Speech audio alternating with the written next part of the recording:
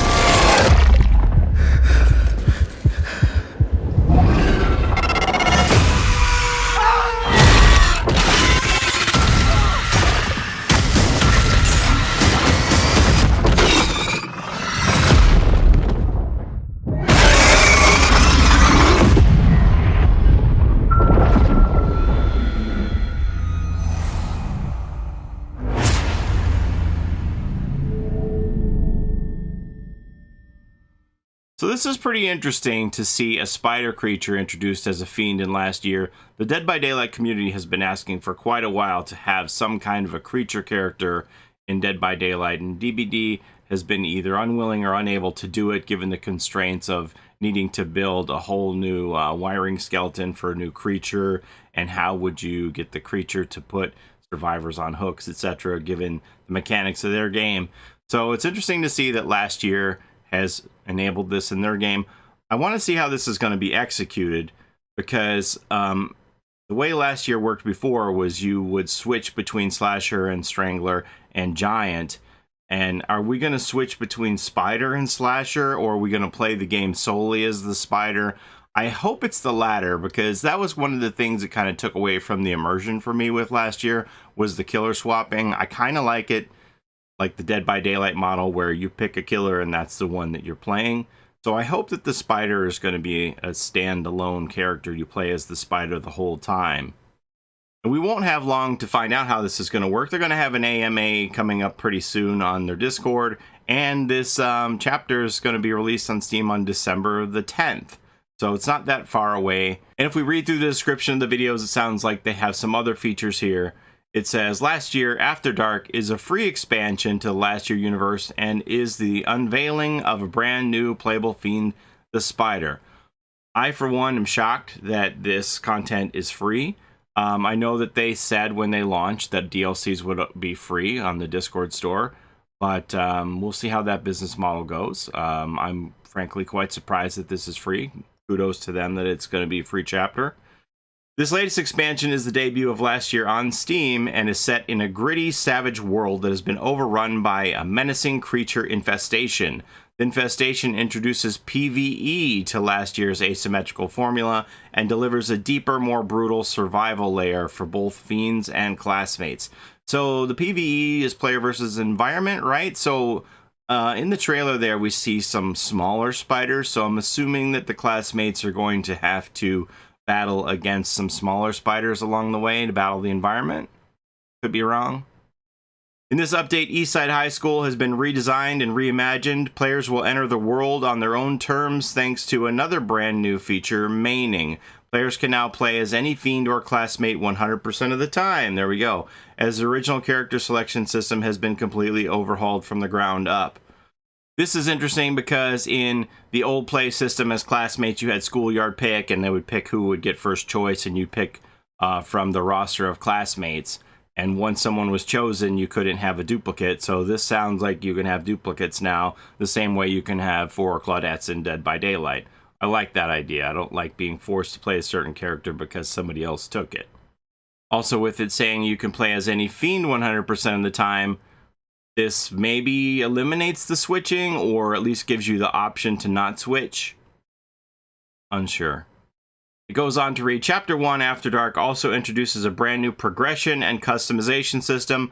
Fiends and classmates are rewarded for good deeds with unlockable cosmetics, emotes, and arcane abilities. With each new chapter comes a new batch of unlockable content, but that content is only available to be unlocked during the chapter. Once a player unlocks a piece of content during a chapter, they'll have that item forever, but to own it, they'll have to unlock it before the next chapter begins. There are tons of new features that we're excited to start sharing, and the development team is working on new chapters that we can't wait to surprise you with. Last year is a sandbox for horror that will bring new and unexpected fiends and features with each new release. And then it gives all their socials here. So it seems like they're doing a style similar to the archives with Dead by Daylight, where there is incentive to continue to play, which is good for the player base. If you have people who are working towards a goal and they need to be on the game to earn it, that's going to help out with the amount of players on your game. I'm not sure that I agree with this idea that once we've moved on to the next chapter, the stuff in the previous chapter can't ever be obtained. If you're Johnny-come-lately to the game, you just lose out. Well, I don't know how to feel about that, honestly, but, you know, it's their game. Definitely incentive to be there from the beginning, but if you don't know about the game right away, then you just lose out. Not sure. And yes, I know there are a lot of people out there who have their misgivings about giving last year a second chance, and I completely understand. I read a lot of horror stories of how people were treated on their Discord just for asking simple questions and wanting some communication. The communication on this dev team was very poor. We had an AMA with them over the summer in which they owned all of that and took all of the criticism on the chin. Do they deserve a second chance? I don't know. That's for you to decide. I can't make that decision for you.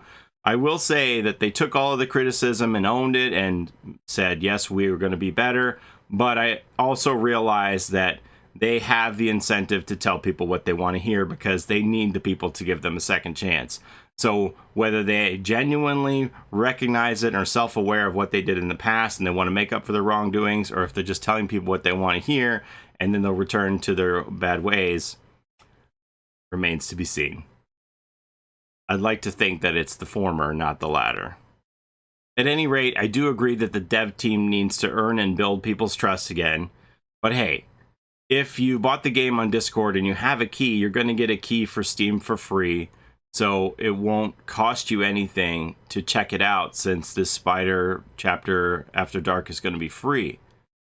So that's all I've got for you today. What do you think of this trailer? What do you think of these changes that they're talking about in maining and progression system? Are you one who was burnt by the devs? Can they earn your trust back just by putting out a good product? What do you need from these devs? Let me know what you think. Thanks for watching, everybody. Take care of each other out there in the halls. That's going to take some getting used to. We'll see you next time. Bye-bye.